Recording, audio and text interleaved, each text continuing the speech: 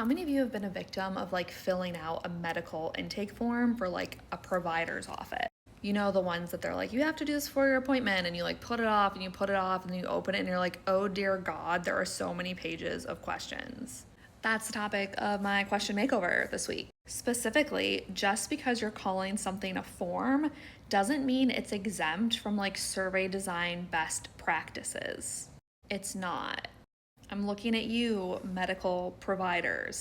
I'm seeing a new neurologist for my migraines tomorrow and had to fill out like a bazillion forms, it felt like. Which like would have been fine. I want them to know my history. Like, yeah, let's have a productive neurology consult. And the forms were designed so badly that like as a survey designer it's irritating, but even more so as a patient it is irritating because I'm not able to accurately answer your questions. And that concerns me because if you were about to give me medical advice, make a treatment plan for me, I'd like you to have accurate information. I just want to give you all like one tiny little example of what bad form design looks like so you can see why it matters. I want to know about my migraine symptoms. This is important. I get this, okay? So I fill this out.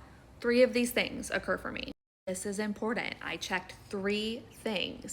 Then I go to these follow-ups and it's like, have you had this warning more than 5 times? They don't ask it 3 times, once for each symptom that I've checked. They ask me to just answer, have I had this warning more than 5 times? What if I've had some of them more than 5 times and some of them not more than 5 times? What do I do?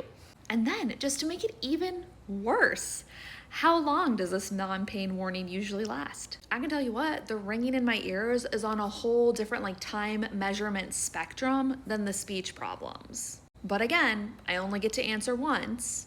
Not only that, I get to answer super oddly specific ones. How many hours, minutes, and seconds? I don't know. I don't get a stopwatch out when I start to get a migraine to be like, how long is this ear ringing going to last? This is like peak bad design.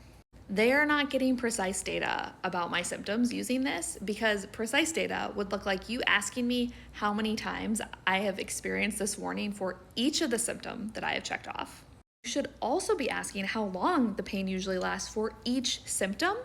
And pro tip, like just make that easier to answer. Be like a few seconds, less than a minute, 1 to 5 minutes, whatever buckets of time, but like seriously this, no.